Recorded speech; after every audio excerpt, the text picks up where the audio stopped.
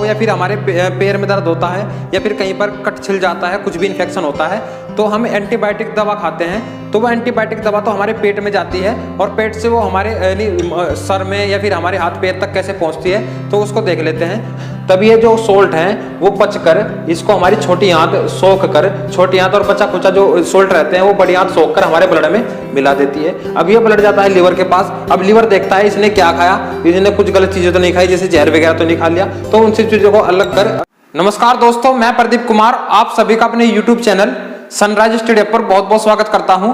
तो आज का हमारा टॉपिक है पाचन तंत्र यानी डाइजेशन सिस्टम। यह है डाइजेशन सिस्टम का 4th पार्ट है। इससे पहले हमने 3 पार्ट इसके ऑलरेडी करा दिए हैं, जिसमें हमने मुंह से लेकर छोटी आंत तक किस प्रकार पाचन होता है इसके बारे में कंप्लीट बता दिया है। तो आइए आज इससे आगे बात करते हैं।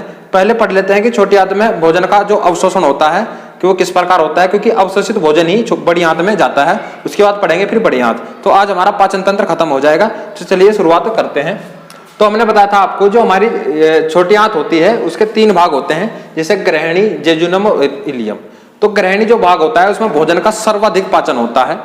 उसके बाद बात करते हैं कि भोजन का जो पूर्णतः पाचन होता है वो इलियम भाग में होता है। तो यानी इलियम भाग के बाद भोजन का कोई पाचन नहीं होता। तो जो इलियम भाग होता है उसमें हमारी ये अंगुली जैसी संरचना पाई जाती है, जिसको हम विली कहते हैं। ये इस प्रकार की संरचना, थोड़ा रेड पेन से दिखा देते हैं, ये विली जैसी संरचना दिखाई देती है, इसको हम विली कहते हैं, यानी ये अंगुली जैसी दिखाई देती है। अब यही अंगुली जैसी संरचना होती है, ये पचे हुए भोजन से पोषक पदार्थों को अवशोषित कर हमारे ब्लड में मिलाती है। तो इसका फंक्शन देख लेते हैं किस प्रकार ये फंक्शन करती है।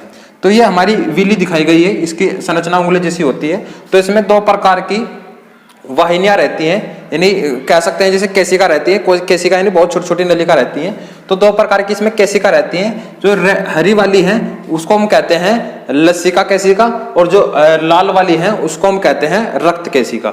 और ये जो आपको बड़ी सी जो ये दिख रही होगी वाहिनी, ये हमारी ब्लड वेसल्स है, यानी ये जो रक्त केशिका है ये इसमें लाकर जो पोषक पदार्थ है इस बड़ी नलिका में लाकर पोषक पदार्थों को छोड़ देती है। अब बाद में बात करेंगे कि ये यानी जो पचित भोजन होता है ब्लड के थ्रू कहाँ कहाँ पर जाता है। उससे पहले देख लेते हैं किस प्रकार भोजन का पाचन करती है। तो जब भी भोजन पच जाता है उसकी बहुत छोटी छोटी फॉर्म में वो टूट जाता है, तब ये जो हमारी लसिका केशिका होती हैं, ये जो हरे वाली होती है इनको कहते हैं हम लसिका केशिका। रेड वाली जो होती है इनको हम कहते हैं रक्त केशिका, रक्त केशिका। और ये रहती है हमारी ब्लड वेसल्स। तो ये आकर इसमें मिल जाता है। अब देखते हैं कि कौन कौन से पदार्थों का ये अवशोषण करती है।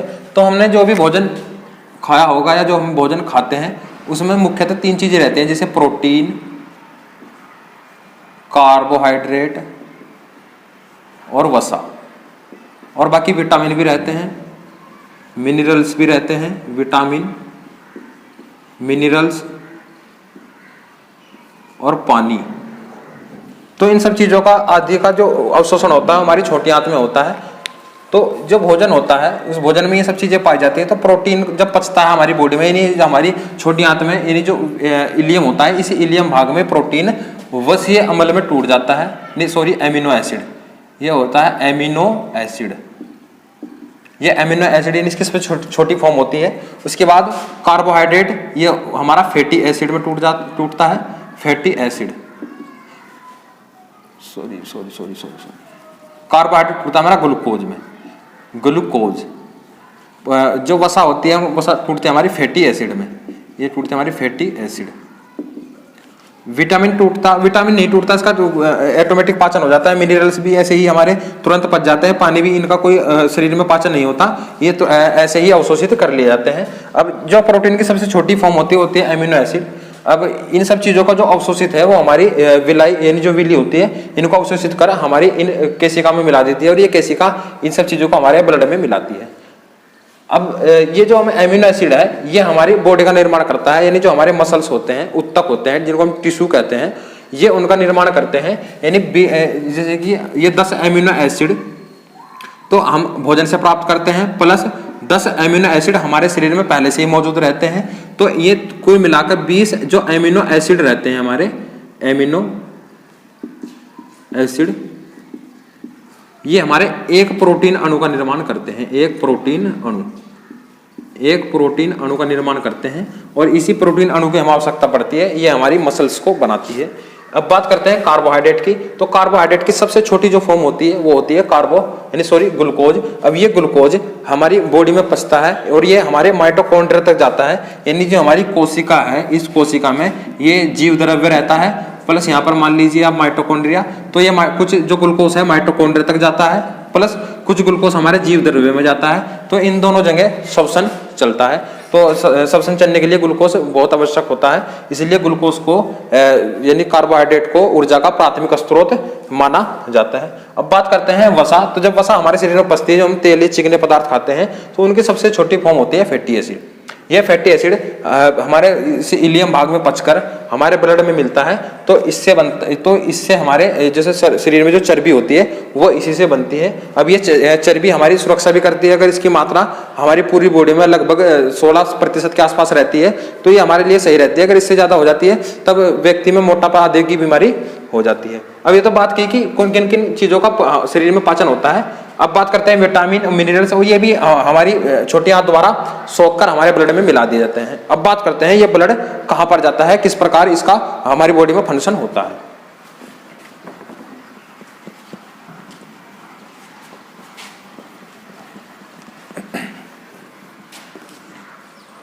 अब यह ब्लड इन रक्त वाहिनियों द्वारा लीवर में जाता है।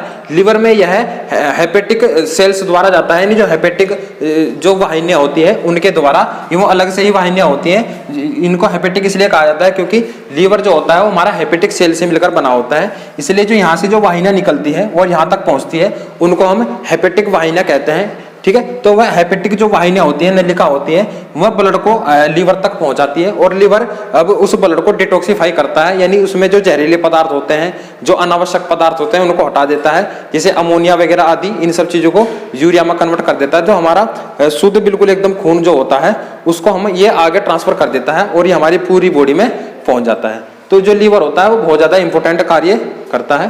तो हमारे ब्लड में से कुछ डिटॉक्सिफाई चीजों को डिटॉक्सिफाई कर देता है, जिसमें से जहरीले पदार्थ अलग हो जाते हैं। इसलिए जब व्यक्ति मर जाता है या फिर उसको जहर देकर जिसकी मृत्यु की जाती है तो सर्वप्रथम उसके लीवर की जांच होती है, क्योंकि लीवर ही उस भोजन को वापिस अनुदेश देता है कि वो हमारे बॉडी में मिलेगा या नहीं मिलेगा, और जो जहरीले पदार्थ है उनको यह अपने पास रख लेता है। तो उम्मीद करता हूं आप छोटी आंत के कार्य समझ चुके होंगे। अब बात करते हैं, जब यह भोजन यानी इसमें से कुछ चीजें अवशोषित हो जाती है तब यह भोजन पहुंचता है हमारी बड़ी आंत में। तब यह बड़ी आंत में पहुंचता है तो हम इसको कहते हैं काइल, यानी भोजन का रूप ही चेंज हो चुका होता है, तब उस भोजन को हम कहते हैं काइल। यह काइल पहुंचता है हमारी बड़ी आंत में, और जहां छोटी आंत और बड़ी आंत का जो मिलन बिंदु होता है, यानी जहां पर छोटी आंत बड़ी आंत को भोजन ट्रांसफर करती है, उसको हम कहते हैं सिकम। तो इसी आधार पर ये जो हमारी बड़ी आंत है इसको 3 भागों में बांटा गया है, यानी ये हमारा सिकम, और प्लस ये साइड में जो हमारा मोटे मोटे जो दीवारें हैं ये इसको कहते हैं कोलन।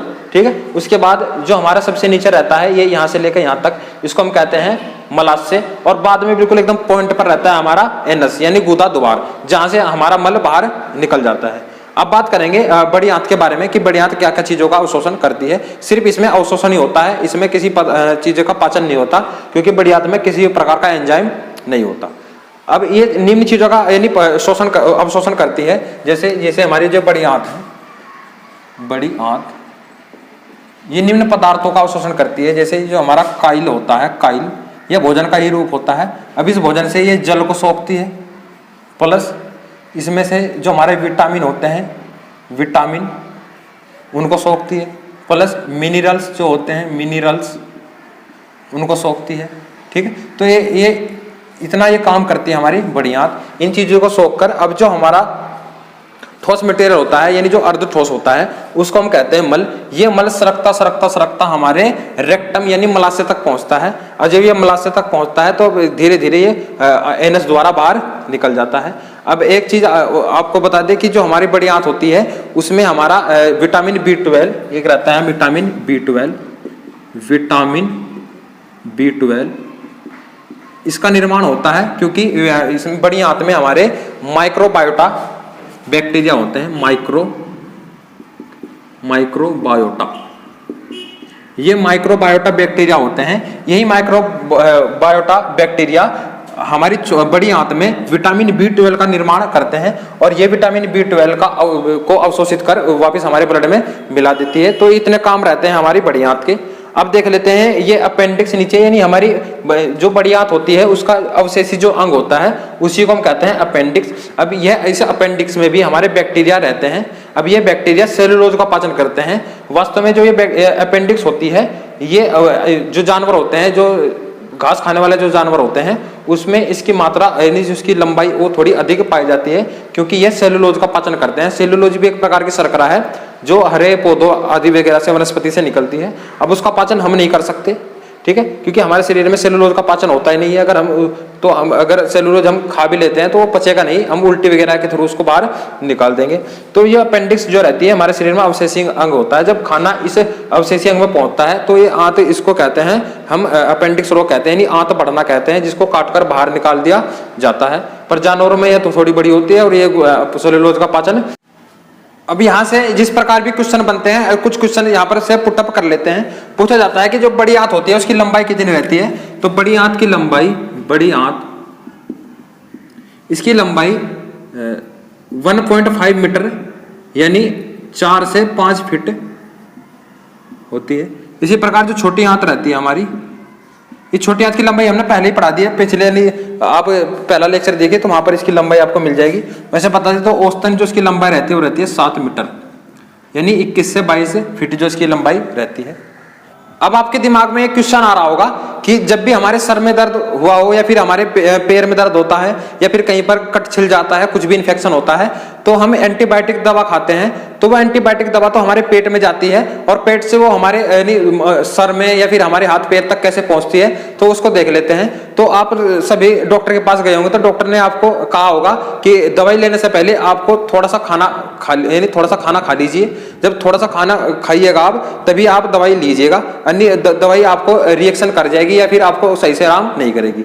वो इसलिए कहते हैं क्योंकि ये भोजन के साथ मिलकर हमारी छोटी आंत में जब पचती है तो जब भोजन की मात्रा थोड़ी ज्यादा हो जाती है, उसमें दवाई हमारे जो सोल्ट हैं वो थोड़े उसमें मिल जाते हैं, तब ये जो सोल्ट हैं वो पचकर इसको हमारी छोटी आंत सोख कर, छोटी आंत और बचा खुचा जो सोल्ट रहते हैं वो बड़ी आंत सोख कर हमारे ब्लड में मिला देती है। अब ये ब्लड जाता है लीवर के पास। अब लीवर देखता है इसने क्या खाया, इसने कुछ गलत चीजें तो नहीं खाई, जैसे जहर वगैरह तो नहीं खा लिया, तो उन सब चीजों को अलग कर और ये बाकी अगर चीजें जो सही रहती हैं उसको ब्लड में ही वापस मिलाकर ये हमारे अंगों तक ट्रांसफर कर देती है, क्योंकि ये फिर बाद में हृदय से होता हुआ हमारे पूरे ब्लड में यानी पूरे शरीर में पहुंचता है। तो इस प्रकार हमारी पूरी बॉडी में जो सोल्ट रहता है वो पूरी बॉडी तक जाता है, न कि उस अंग तक। तो जिस अंग में उसकी जरूरत होती है उस अंग में वो सोल्ट पहुंचता है और आराम हमें कर देता है। हमारे सर में दर्द हो तो सर का दर्द सही हो जाता है, अगर हमारे पैर में कुछ दर्द वगैरह हो तो वहां पर दर्द सही हो जाता है। तो उम्मीद है आपको ये सब चीजें समझ में आ गई होंगी।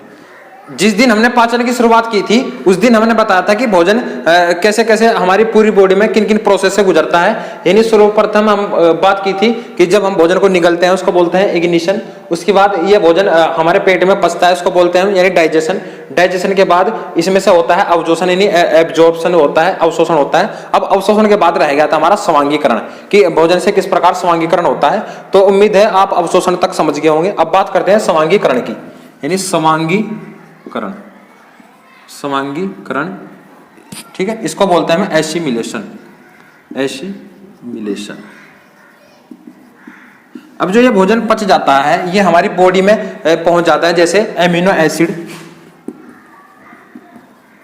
एसिड, उसके बाद हमारा फैटी जो एसिड रहता है फैटी एसिड, और जो हमारे विटामिन मिनरल्स आदि जो ग्लूकोज, ये सब चीजें हमारे ब्लड में मिल जाती है।